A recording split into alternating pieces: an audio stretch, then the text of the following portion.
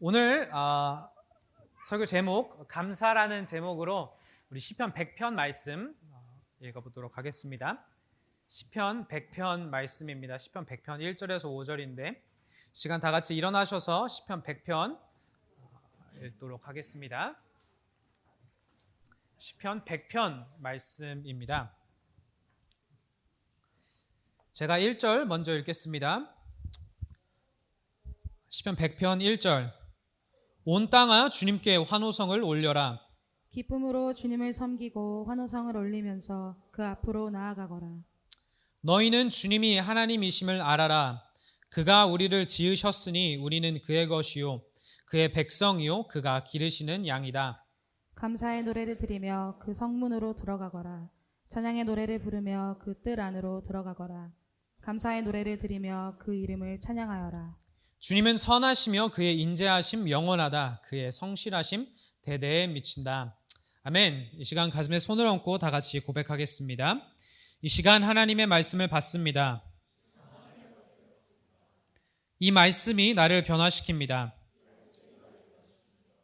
이 말씀이 우리 가정을 변화시킵니다. 내 멋대로의 신앙에서 벗어날 것입니다. 아멘. 자리에 앉아주시기 바랍니다.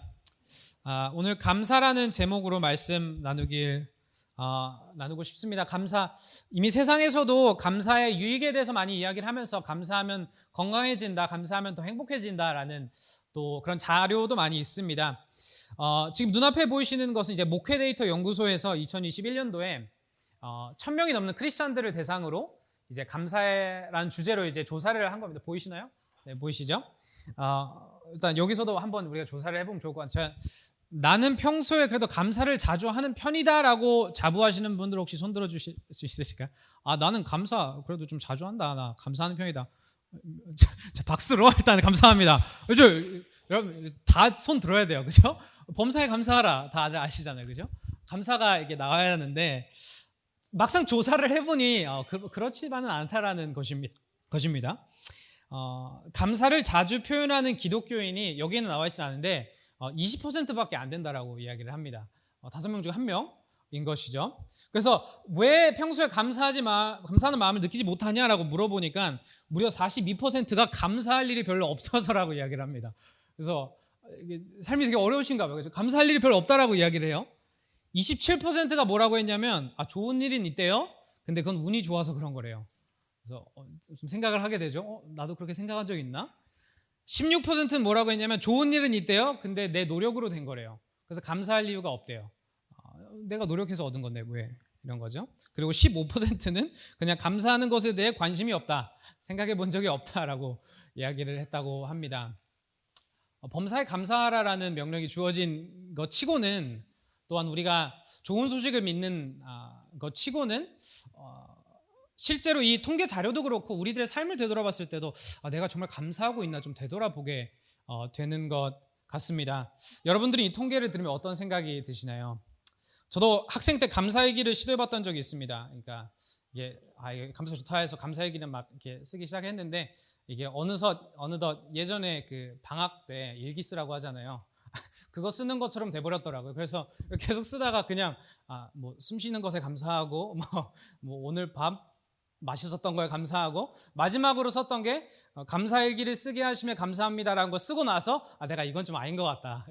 좀 공허함이 들어서 이건 안 되겠다. 그래서 좀 관뒀던 기억이 있습니다. 우리가 감사에 대해서 잘 압니다. 감사할 이유도 있다라는 것도 알고 또 마음 한켠에 감사하고 싶은 마음도 있는 것 같습니다. 그럼에도 정말 감사가 우리의 삶에 유지되는가? 정말 내 마음속에 감사한 마음이 있는가? 어떻게 해야지 내 마음속에 내 삶 속에 감사가 회복될 수 있는가? 라는 또 다른 질문인 것 같습니다. 오늘 본문인 시편 100편은 시편 전체를 통틀어서 유일하게 감사드리며 부르는 노래라는 제목이 주어진 시편입니다. 감사의 시편인 것이죠.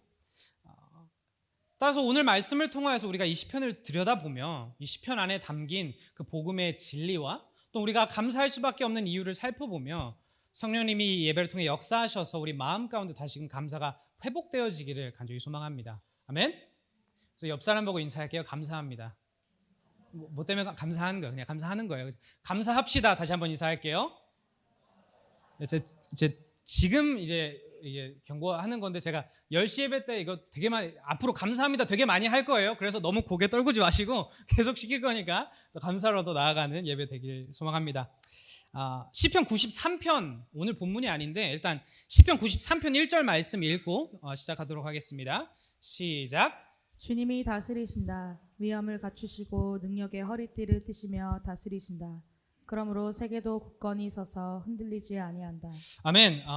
혹시 이 이야기 들어보신 분 계신가요? 숲을 먼저 보고 나무를 보아라. 혹은 뭐 비슷한 비유를 들어본 적이 있다 하신 분 혹시 안 들어볼 꽤 유명한 걸로 알고 있는데 아닌가요? 그러니까 이렇게 눈앞에 나무만 보지 말고 이게 줌아웃 해서 더 큰 숲을 보라라는 것입니다. 그것에 지혜가 있다라는 것이죠. 더 큰 숲을 보지 못하면 우리 눈앞에 나무에만 집중해봤자 때로는 의미가 없다라는 것입니다. 우리가 성경을 읽을 때도 우리 본문에 눈앞에 있는 본문 텍스트만큼 더 중요한 것이 본문이 위치한 맥락, 컨텍스트입니다. 특히 오늘 시편 100편은 더욱더 맥락이 중요한데 왜 그러냐? 우리가 방금 읽은 시편 93편을 시작으로 주님이 다스리신다를 시작으로 시편 100편까지 오늘 본문이 되는 100편까지 총 8편의 시들이 한 묶음입니다. 이 8편의 시들의 하이라이트 클라이맥스로 주어진 것이 오늘 본문인 시편 100편 감사의 시편이다라는 것이죠. 그럼 이 8편의 시편 이 한 묶음이 강조하는 메시지는 무엇일까? 무엇이냐? 우리가 방금 읽었듯이 주님은 다스리신다라는 내용이 된다는 것입니다. 93편을 시작으로 주님이 다스리신다, 주님이 왕 되신다, 다른 사람 아니다, 하나님이 왕 되신다라는 것을 막 강조하고 시편 100편에 대해서야 감사하자라는 것이 라는 메시지가 나온다라는 것입니다. 그럼 여기서 우리가 고민을 해봐야 될 게 하나님이 우리의 왕 되신다라는 이 내용이 이 이스라엘 사람들에게 얼마나 큰 의미를 갖고 있었길래 그렇게 감사로 나아갈 수 있는 것일까?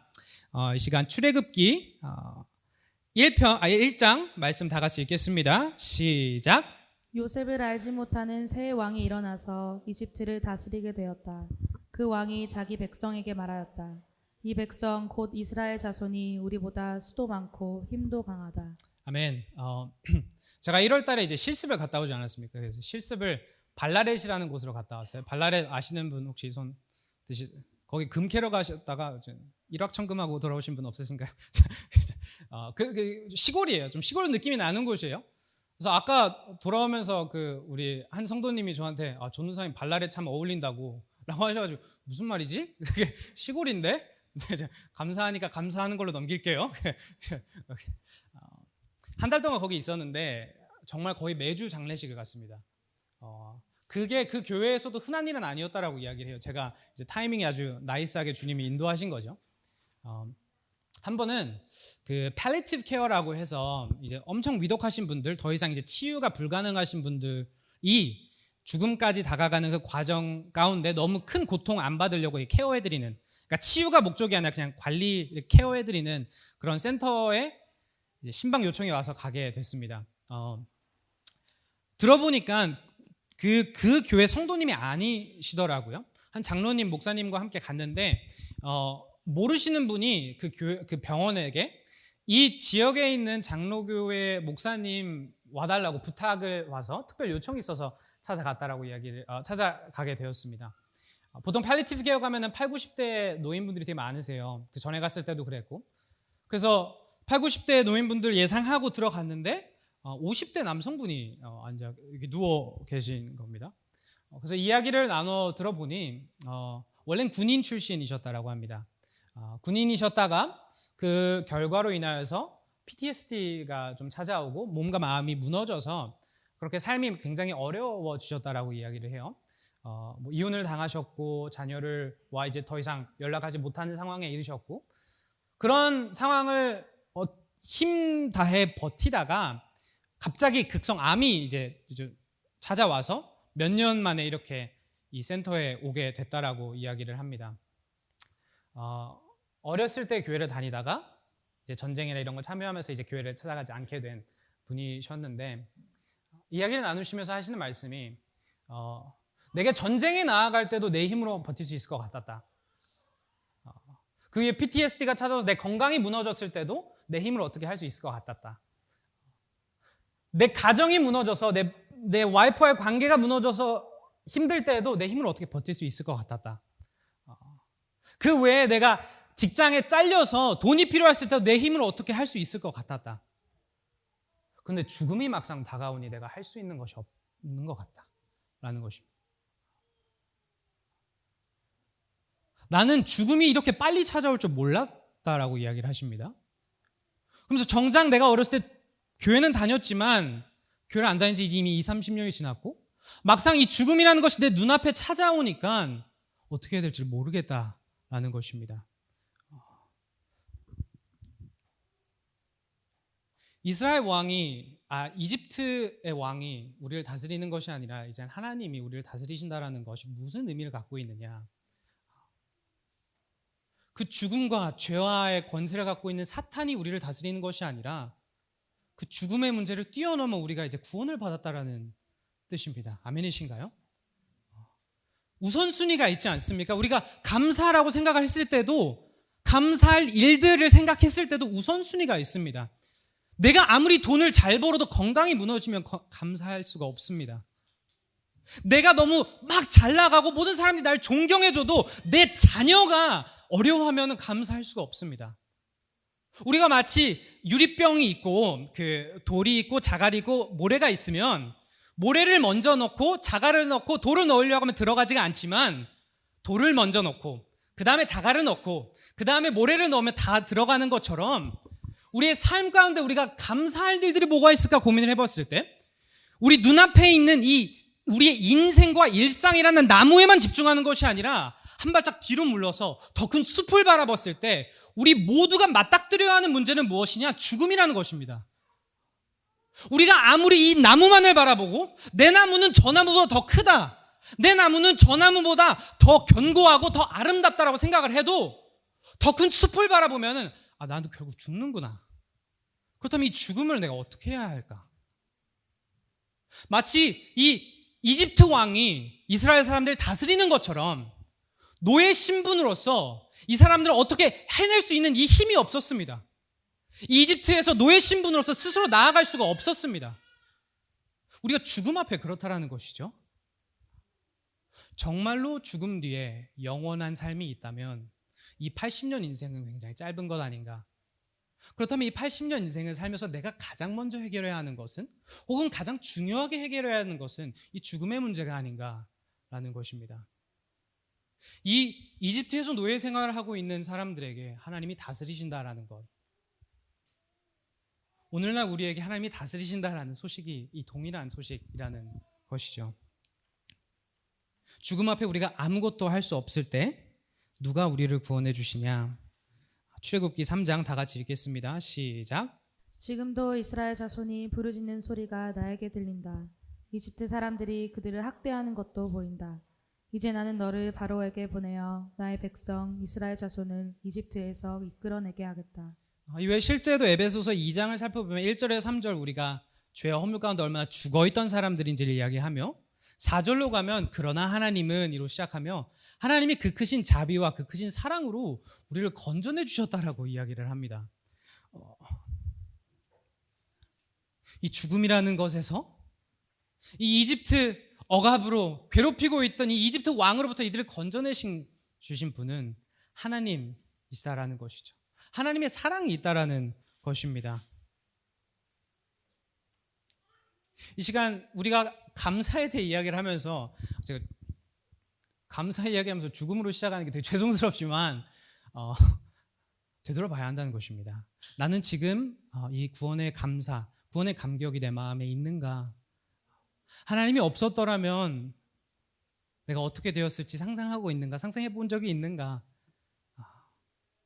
이 시간 하나님이 우리를 다스리신다라는 이 좋은 소식이, 그 죽음의 문제를 해결해 주셨다는 이 좋은 소식이 우리 가운데 진심으로 진정한 감사의 기도가 되기를 소망합니다. 아멘. 옆 사람 보고 인사하겠습니다. 감사합니다. 감사합시다. 감사합시다. 1, 2절 다 같이 읽겠습니다. 시작. 온 땅아 주님께 환호성을 올려라. 기쁨으로 주님을 섬기고 환호성을 올리면서 그 그 앞으로 나아가거라. 분위기가 아주 무거워요, 그죠? 제가 감사를 했다가 지금 큰일 났어요. 이거 죄송합니다, 여러분. 네, 이해하니까 그죠? 1, 2절. 자, 그렇다면 우리가 이렇게 하나님의 사랑받은 백성으로는 어떻게 살아가야 할까? 이 시편 100편 5구절밖에 안 되는데 이 짧은 시편에 가장 도드라지는 것이 무엇이냐면 명령어가 굉장히 많다라는 것입니다. 명령어가 7개나 됩니다. 마치 신약의 범사에 감사라는 명령처럼 감사는 명령이다라는 것입니다. 물론 자연스럽게 나오는 반응일 때도 있지만 그것을 넘어 우리의 선택이라는 것이죠. 그래서 옆 사람 보고 인사하게 감사는 선택입니다. 감사는 명령입니다. 그렇죠? 그럼 어떤 걸 해야 하느냐? 환호성이 2번 나옵니다. 승리, 기쁨의 소리를 내라는 것인데 그 중에서도 핵심은 무엇이냐 보면 2절을 보시면 성경 있으시면 밑줄 쳐주세요. 기쁨으로 주님을 섬기고가 중간에 나옵니다. 그렇죠? 기쁨으로 주님을 섬겨라. 너가 정말 왕 되신 주님의 그 구원에 감사한 백성이라면 뭘 해야 된다? 주님을 섬겨라 라는 것입니다. 그렇다면 이 감사의 섬김은 또 어떤 모습일까? 우리가 어떻게 주님을 섬길 수 있을까? 마태복음 25장 다 같이 읽겠습니다. 시작. 너희는 내가 줄일 때에 내게 먹을 것을 주었고 목마를 때에 마실 것을 주었으며 나그네로 있을 때에 영접하였고 헐벗었을 때에 입을 것을 주었고 병들어 있을 때에 돌보아 주었고 감옥에 갇혀 있을 때에 찾아주었다 할 것이다. 아멘. 이게 어떤 말씀이냐면 예수님이 심판에 대해서 우리가 그 죽음 있잖아요. 그러나 심판에 있어서 가르치시면서 어떤 이야기를 하냐면 내가 다시 돌아오셨을 때 그 모든 인류를 심판하시면서 모든 민족을 내 앞에다가 세우고 한쪽은 양, 한쪽은 염소를 가르듯이 내가 가를 것인데 심판할 것인데 그때 구원받은 사람들에게 내가 무엇이라고 이야기할 거냐면 너희가 내가 줄일 때 나를 먹였다. 내 목마를 때 나를 마실 것을 주었고 내가 힘들 때 나를 돌봐주었다라고 내가 칭찬할 것이다라고 이야기합니다. 그러자 이때 이 구원받은 사람들이 예수님이 이렇게 하셨을 때 뭐라고 답하셨는지 혹시 아시는 분 계신가요? 용기 있게 아시는 뭐라고 했죠? 이 사람들이? 제가 언제 그런 적 있냐고. 자, 박수 감사합니다. 사실 전도사님 아니셨으면 이제 다른 분이 우리가 내가 언제 그랬냐라고 이제 이야기를 해요. 내가 언제 그랬죠? 그러자 예수님이 어떻게 말씀하시느냐면 40절 다 같이 읽겠습니다. 시작. 임금이 그들에게 말하기를 내가 진정으로 너희에게 말한다. 너희가 여기 내 형제자매 가운데 지극히 보잘것없는 사람 하나에게 한 것이 곧 내게 한 것이다 할 것이다. 아멘. 여기서 형제자매는 우리 믿는 자들, 크리스천들을 의미합니다. 우리 지역교회에 있는 우리 서로 옆 사람 한번 볼까요? 이 사람들, 내가 이분을 섬기면 예수님 섬긴 거네. 이런 거죠. 더 나아가서 공교회, 모든 믿는 자들을 의미합니다. 우리 옆에 있는 형제자매를 섬기는 것이 예수님을 섬기는 것 같다라고 이야기를 합니다. 저도 이번 주에 이런 섬김을 받았습니다. 아주 이번 주 감사와 할렐루야가 넘치는 한 주였어요. 목요일 날에 어떤 한 성도님이 저에게 밥을 사주셨습니다. 아주 감사한 일이죠. 박스일에서 아주 맛있는 말레이시안 음식을 사줬는데 이게 여러분들 그거 아시잖아요. 원래 이제 사람 이렇게 만나면 그런 좀 기본 에티켓이 이제 내가 밥을 사면 이게 암묵적으로 이제 너가 디저트 사는 거죠, 그렇죠? 그렇잖아요, 그렇죠? 그러니까 이분이 밥 사주시면 뭐예요? 내가 이렇게 우리 모두 다 사실 알잖아요, 그렇죠? 이분이 밥 사주시면 저는 디저트라도 사야죠, 그렇죠? 그러니까 이게 우리 모두가 이야기하진 않았지만 동의한 거잖아요, 그렇죠? 이걸 깨면 살짝 좀 관계가 좀 그러잖아요, 그렇죠? 그런데 잘 들으세요. 그런데 그 성도님이 밥이랑 디저트를 둘 다 사주셨어요. 박수. 할렐루야. 감사하네. 그래서 제가 디저트 살 때 돈을 이렇게 하려다가 성도님 이게 하겠다고 해가지고 사실 그렇게 막 적극적이게 제가 내려고 하진 않았어요. 그래서 이렇게 하다가 감사합니다. 이렇게 했단 말이에요. 그래서 제가 왜 그러시냐고 이제 여쭤보니까 그 성도님은 그 전도사님들에게는 밥을 얻어먹지 않는 것이 본인의 철칙이라고 하십니다. 그래서 제가 마음속으로 축복해드렸어요. 할렐루야. 그러니까 그게 평생 가시기를 이제 이 연약한 신학생인 저를 돌봐주신 그 성도님의 사랑에 네, 감사드립니다. 네, 그죠? 주님이 우리를 구원해 주시고 백성을 해주시고 우리 백성으로서 왕으로 다스려 주시는데 하나님은 우리 이 교회를 향해 우리 형제자매들 우리에게 원하는 것이 무엇이냐? 서로 돌봐주길 원하신다는 것입니다. 하나님이 우리에게 먼저 구원해 주시며 감사할 이유를 주시고 더 나아가 서로를 돌보면 연약한 자들이 분명히 생길 텐데 아무리 강한 사람이라도 삶을 살다 보면 연약해질 때가 분명히 올 텐데 아무리 나이가 많은 노인이라고 할지라도 어른이라고 할지라도 내 마음이 여릴 때가 오는 거고 연약할 때가 오는 거고 아무리 혈기왕성한 젊은이라고 해도 연약할 때가 분명히 생길 텐데 그럴 때 서로를 돌봐주어라. 서로를 섬겨주어라.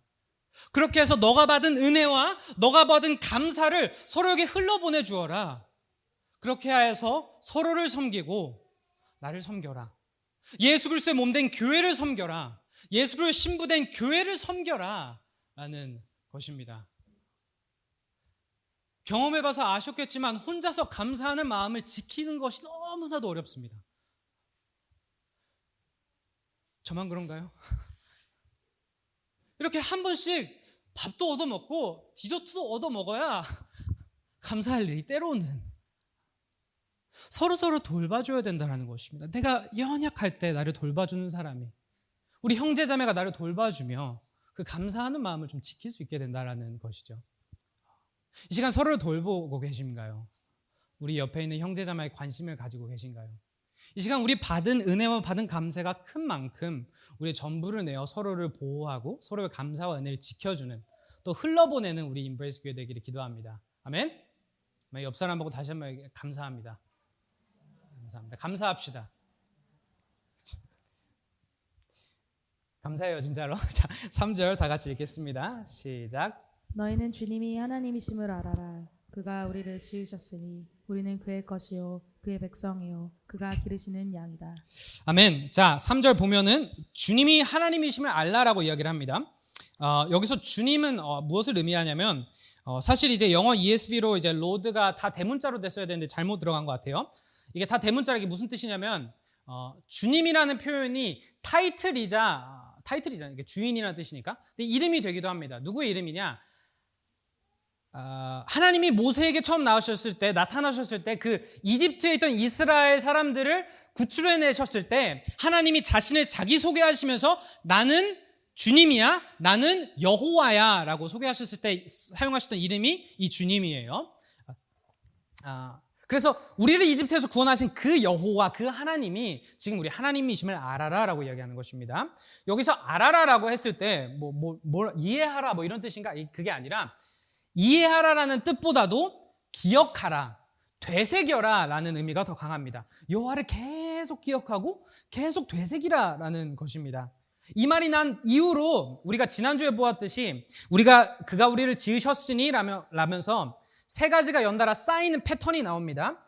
우리는 그의 것이요 그의 백성이요 그가 기르시는 양이다. 똑같은 패턴이죠. 전부 다 우리 정체성에 대한 내용입니다. 그럼 이 세 가지의 정체성들이 강조하고 있는 것은 무엇일까? 피조물은 창조주 손 안에, 백성은 왕의 다스림 안에, 양은 목자의 인도와 보호 아래에 있습니다. 즉 우리의 인생은 하나님이 다스리시는 우리의 인생은 완벽하게 하나님의 주권 아래에 있다라는 것입니다. 아멘이신가요? 이 사실을 거듭되게 기억하라는 것입니다. 여름이 오고 겨울이 오고 희노애락 여러 가지 어려움도 찾아오고 좋은 시즌도 찾아오고 기쁠 때가 있고 울을 때가 있고 모든 시즌을 지나가면서도 한 가지 우리가 계속해서 기억해야 하는 것은 주님이 다스리신다. 내 삶의 모든 발걸음은 주님이 인도하신다라는 것을 알아라, 기억해라 라는 것입니다. 왜 이 사실을 기억하라 강조하냐면 실제로 우리가 살다 보면 우리 삶에 어려움이 찾아오면 우리가 가장 먼저 의심하는 것이 하나님의 주권이기 때문입니다. 출애굽기 17장 다 같이 읽겠습니다. 시작. 이스라엘 자손의 온 회중은 신 광야를 떠나서 주님의 명령대로 진으로 옮겨가면서 이동하였다. 그들은 르비딤에 지으셨는데 거기에는 백성이 마실 물이 없었다. 이스라엘 사람들이 이집트 땅에 있었어요. 하나님이 오셔서 사랑과 자비로 그들을 구원해 주셨습니다. 광야, 사막 같은 곳에서 하나님이 그들을 인도하시면서 살아갑니다. 이 전에 나오는 출애굽기 16장을 보면은 이들이 먹을 게 없으니까 사막에서 먹을 게 없으니까 만나와 메추라기를 그들도 먹이십니다.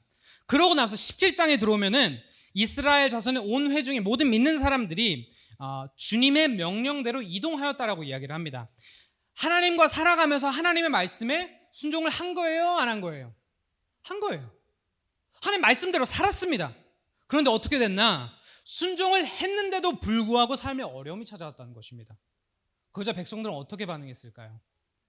그 홍해를 기억해라? 만나와 메추라기 바로 전에 나왔던 만나와 메추라기 얼마나 기적이나 아닙니다. 모세에게 원망을 합니다. 우리를 왜 이집트에서 데리고 나왔나? 우리 가족 목말라 죽게 할 작정이냐고 막 대들기 시작합니다. 그리고 이런 원망의 모습의 본질을 가장 잘 설명해 주는 게 이후에 나오는 7절인데 다 같이 읽겠습니다. 시작. 이스라엘 자손이 거기에서 주님께 대들었다고 해서 사람들은 그곳의 이름을 무리바라고도 하고 또 거기에서 주님께서 우리 가운데 계시는가 안 계시는가 하면서 주님을 시험하였다고 해서 그곳의 이름을 마사라고도 한다.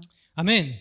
그들이 했던 말은 왜 물을 주지 않으시냐 라는 말은 그거였지만, 왜 순종했는데도 어려움이 찾아오라는 원망이었지만, 그들의 마음 가운데 어떤 마음이 있었다라는 거예요? 어떻게 주님을 시험했다라는 건가요? 주님께서 우리 가운데 계시는가 안 계시는가? 주님이 진짜 내 인생에 역사하시느냐 안 하시느냐라는 것입니다. 단지 순종했는데 왜 어려움이 찾아와서 투정 부리는 게 아닙니다. 그냥 진짜 목이 말라서 투정 부리는 게 아니라 깊은 마음속에는 하나님 말을 들었는데도 어려움이 찾아왔으니 하나님은 아마 살아계시지 않는가 보구나. 혹은 더 나아가서 하나님은 우리를 사랑하지 않으시는가 보구나 라는 것입니다. 우리도 이렇게 생각할 때가 너무나 많지 않나요? 그러기에 오늘 시편 저자가 이야기하는 것입니다. 주님이 하나님이심을 알아라. 기억해라. 되새겨라. 3번 강조하면서 이야기하기까지 우리는 그의 것이다. 우리는 그의 백성이다. 우리는 그의 양이다. 하나님이 우리를 혼자서 내버려 둘 일이 없다. 하나님이 고통 가운데 있는 우리를 가만히 내버려 둘 일이 없다라는 것입니다. 잠언 16장 다 같이 읽겠습니다. 시작. 사람이 마음으로 자기의 앞길을 계획하지만 그 발걸음을 인도하시는 분은 주님이시다. 아멘. 이 주권에 대한 믿음을 우리가 되새겨야 된다는 것이고 우리가 받아들여야 된다는 것입니다. 이 주권이 있어야 우리가 감사할 수 있다는 것이, 감사가 회복될 수 있다라는 것입니다. 우리가 아까 통계에서도 봤지만 우리가 간단히 생각하기를 감사하는 일이 있으면 감사하겠지 생각하는데, 아까 통계에서도 봤잖아요. 주님의 주권을 인정하지 못하면 감사한 일이 없어도 감사하는 일이 있어도 감사하지 않습니다.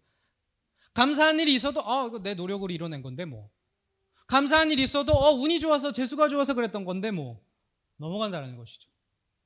그리고 더 중요한 이유는 우리가 이 주권을 잊어버리면 어려움이 찾아왔을 때 소망을 품기가 견뎌낼 힘이 나지 않는다는 것입니다.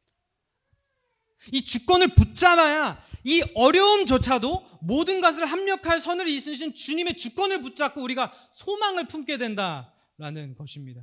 나의 선한 목자 되신 예수님이, 하나님이 내가 죽음의 골짜기를 지나는 것 같은 시즌을, 그런 시기를 지나가고 있지만 그럼에도 주님이 나를 인도해 주셔서 결국에는 나를 누이시고 먹이실 것이구나.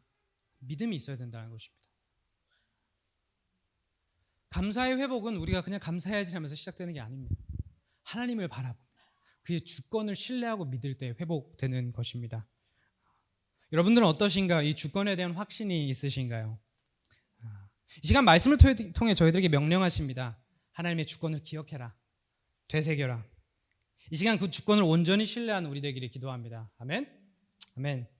4절 다 같이 읽겠습니다. 시작. 감사의 노래를 드리며 그 성문으로 들어가거라. 찬양의 노래를 부르며 그 뜰 안으로 들어가거라. 감사의 노래를 드리며 그 이름을 찬양하여라. 아멘. 자, 우리가 4절을 보면 계속 반복되는 게 무엇인가요? 감사의 노래, 찬양의 노래, 감사의 노래가 또 나오죠.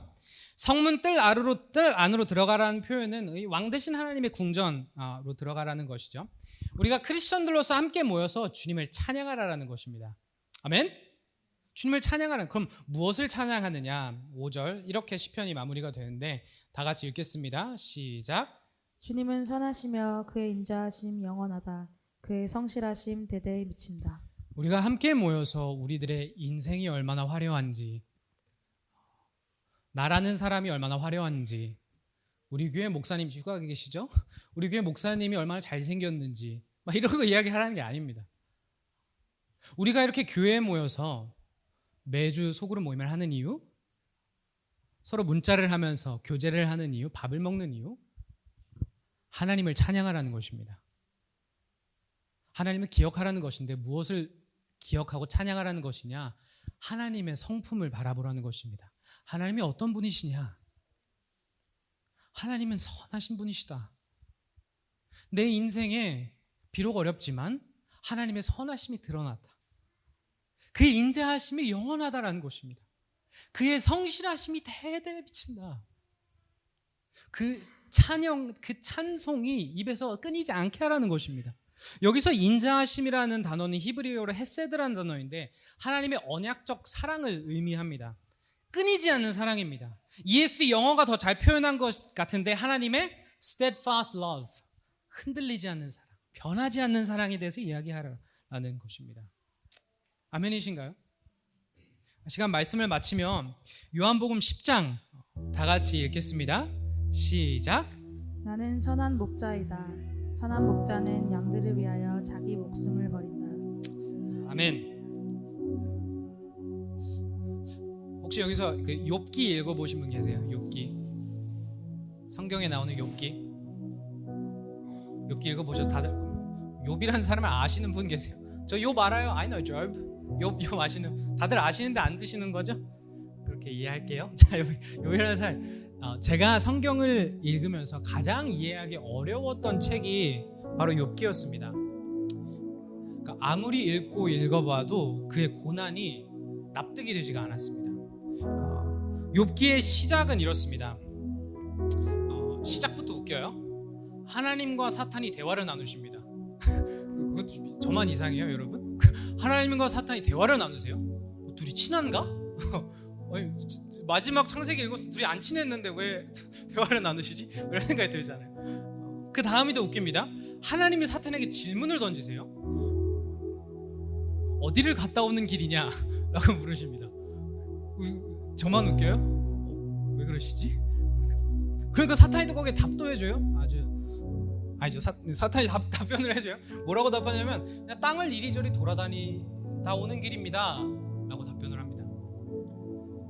제가 만들어낸 게 아니고 실제로 그렇게 적혀 있어요. 가서 읽어보세요. 여러분들 좀 몇몇 분들이 이상하게 쳐다보셔가지고 그런 거 아니, 진짜 그렇게 적혀 있어요.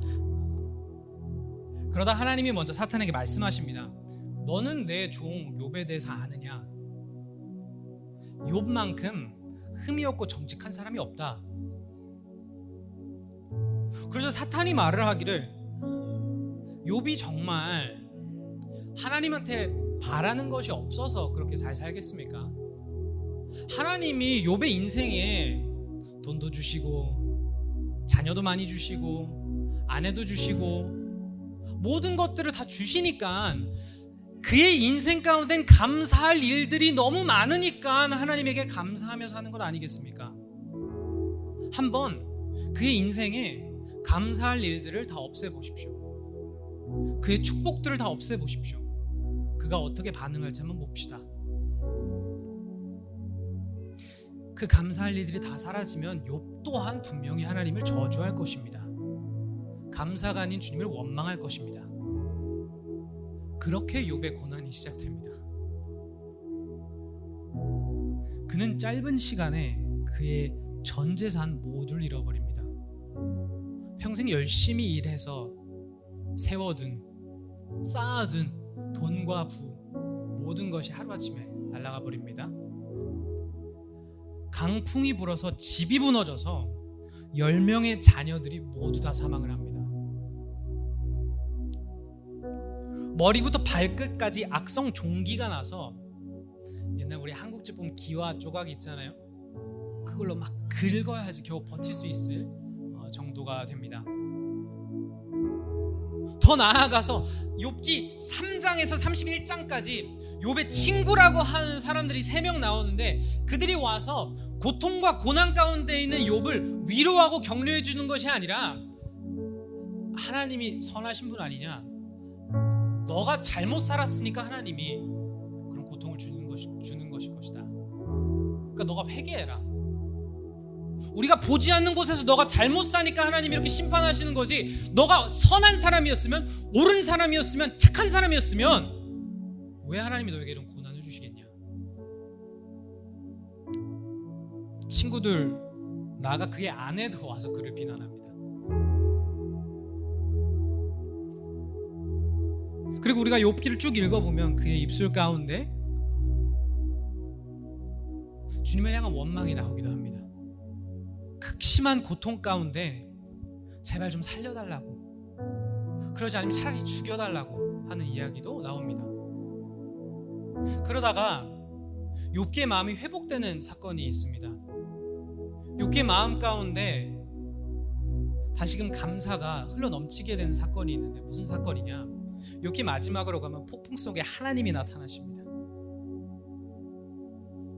아직 고난 중에 있습니다. 아직 욥의 인생을 보면 감사할 일들이 없습니다. 하지만 그의 인생 가운데 하나님이 나타나신다는 것입니다. 그리고 하나님을 마주한 욥기가 뭐라고 고백을 하냐면, 욥기 42장 5절에 이렇게 이야기합니다. 주님이 어떤 분이시라는 것을 지금까지 제가 귀로만 들었습니다. 그러나 이제는 제가 제 눈으로 주님을 뵙습니다.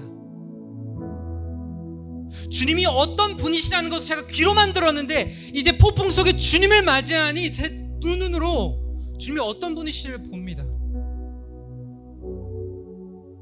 그의 인생 속에 감사할 일들은 여전히 없지만, 그가 마주한 하나님을 바라보니 주님은 여전히 선하셨고, 여전히 다스리셨고, 여전히 그와 함께했다는 것을 욥기는 알게 됩니다.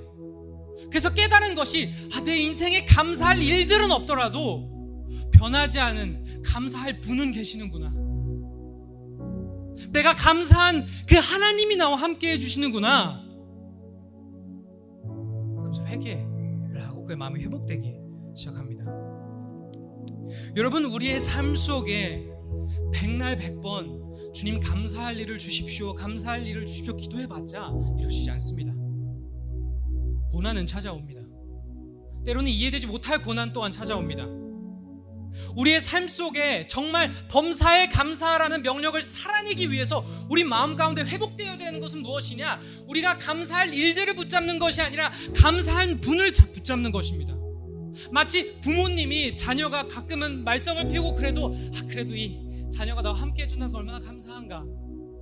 내가 밖에 나가서 열심히 살아 너무 지쳐도 내가 돌아갈 부모님이 계시는 게 얼마나 감사한가 라는 것처럼, 우리의 감사는 하나님과 나의 관계에서 시작된다는 것입니다. 우리가 때로는 욥을 바라보면서 우리 자신을 발견하는 것 같기도 합니다. 때로는 욥의 고난이 부당하다 느꼈던 것처럼, 우리 삶에 있는 고난과 어려움들, 아무리 노력해도 해결되지 않는 문제들을 보면서 마음 한켠으론 내가 욥만큼 선한 사람은 아니지만 그래도 내가 이 정도 고난을 감당할 만큼 내가 잘못 살았나? 내가 그렇게 부족했나? 이 고난과 문제가 부당하게 느낄 때가 있다는 것입니다. 그러면서 감사는 사라지게 되는 것이죠. 하지만 진짜 감사는 언제 회복되느냐? 우리가 욥이라는 사람을 바라보면서 나 자신을 발견하는 것을 뛰어넘어 욥을 바라보면서 우리가 예수님을 발견하게 될 때, 예수님을 통한 하나님을 바라보게 될 때 우리의 감사가 회복이 된다는 것입니다. 진짜 이해되지 않는 고난, 정말 부당한 고난은 과연 누가 감당했는가? 죄를 알지 못하는 그가, 완벽히 의로운 그가 왜 매를 맞고 멸시를 당해야만 했는가? 왜 십자가 수치와 고통을 당하고 우리 죄를 향한 하나님의 진노를 왜 그가 감당하셨는가? 진짜 부당한 것은 예수 그리스도의 죽음이구나. 그리고 그 부당한 십자가의 수치와 고통 중심에는, 그 죽음 중심에는 나의 더러운 죄악이 있는 거구나. 선한 목자 되신 예수 그리스도가 나를 위하여 목숨을 버리신 거구나. 그렇게 우리의 고난을 넘어 예수님의 고난을 바라보고 예수님을 마주하고 예수님을 통한 하나님을 마주하게 될 때, 그렇게 하나님이 어떤 분이신지를 우리가 정말 알아가게 될 때 우리의 삶에 진짜 감사가 회복되는 것입니다. 그럼에도 불구하고 주님은 나의 선한 목자시구나. 그럼에도 불구하고 주님은 나를 사랑해 주시는구나. 이 시간 우리들의 인생과 우리들의 문제라는 나무에서 눈을 들어 하나님의 사랑과 그의 나라라는 더 드넓은 숲을 바라보고 예수 그리스도의 십자가라는 더 드넓은 숲을 바라보며 진짜 감사가 회복되어지기를 간절히 기도합니다. 아멘. 우리 인생에 감사할 일은 십자가 사건 하나로 충분합니다. 그 감사할 일, 그 십자가 사건을 바라보며 범사의 감사로 나아가는 우리 모두 되기를 간절히 기도합니다. 아멘. 옆 사람 보고 마지막 고백하겠습니다. 감사합시다. 시간 찬양하겠습니다. 찬양의 열기 모두 끝나면 주 앞에 나와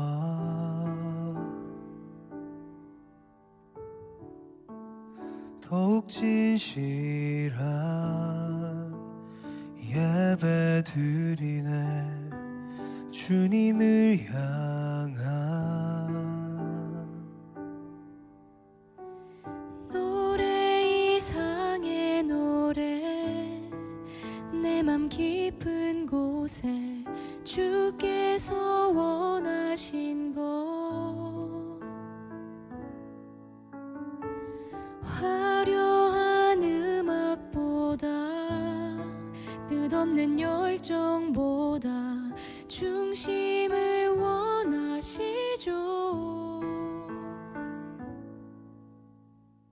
주님께 드릴 마음의 예배 주님을 위한 주님을 향한 노래 중심 잃은 예배 내려놓고 이제 나 돌아와 주님만 예배해요.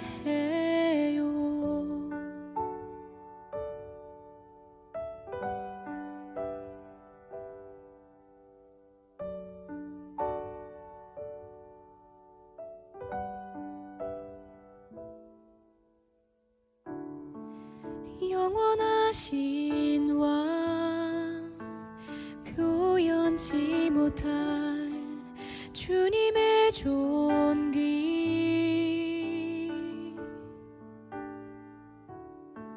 가난할 때도 연약할 때도 주의 모든 것 노래 이상의 노래 내 맘 깊은 곳에 주